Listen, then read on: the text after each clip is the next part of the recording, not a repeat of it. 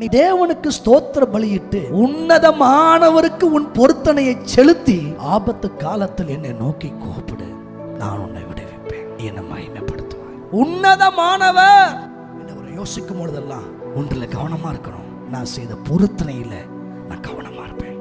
நிலைக்கு ஏத்தது போல, சூழ்நிலைக்கு ஏத்தது போல, காலத்துக்கு ஏத்தது போல அந்த பொருத்தனையை மாத்திக்கிறது இல்ல. உன்னை கர்த்தர் சமூகத்துல வாய் திறந்து சொல்லிட்டேன்னா கர்த்தரை கொடுத்த நாள் வரைக்கும் பொருத்தனையில நான் நிற்பேன். எப்ப ஒரு பொருத்தனை பண்ணா உண்மை உள்ளவனாக நடந்து கொண்டான். தேவ சமூகத்துக்கு வரோம், தரிசிக்கிறோம், ஆராதிக்கிறோம். நம்முடைய உதடுகள் உண்மையை காக்க தவறி இருக்கிறது.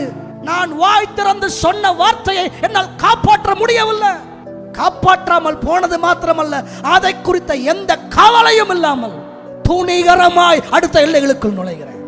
இன்றைக்கு நான் நேர்ந்து கொண்ட காரியங்களை மீண்டும் சீர்தூக்கி பார்த்து நான் நேர்ந்து கொண்ட பொருத்தனைய உமக்கு செலுத்த விரும்புகிறேன் என்ற அந்த இடத்துக்கு வரோம்னா உன்னதமான கர்த்தர் உங்கள் வாழ்க்கையில் கிரியை செய்து உன்னத அனுபவங்களுக்குள் நம்மை கொண்டு போக வல்லவராக இருக்கிறார்.